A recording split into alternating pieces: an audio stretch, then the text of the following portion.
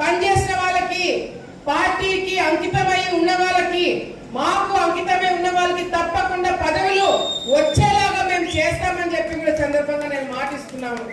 ఉదాహరణ శ్రీకాంత్ అన్ననే.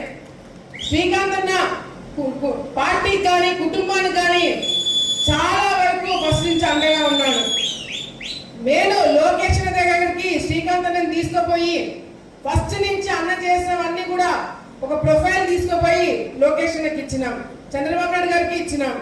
కానీ అదే మండలం నుంచి ముక్కు ముఖం తెలియని వాడు ఎవడైనా వెళ్ళి పదవి కావాలని చెప్పి మాకు తెలియకుండా తీసుకుంటే మాత్రము ఆలగడ్డ నియోజకవర్గంలో అడుగు కూడా పెట్టనివ్వమని చెప్పి సందర్భంగా తెలియజేస్తున్నాం.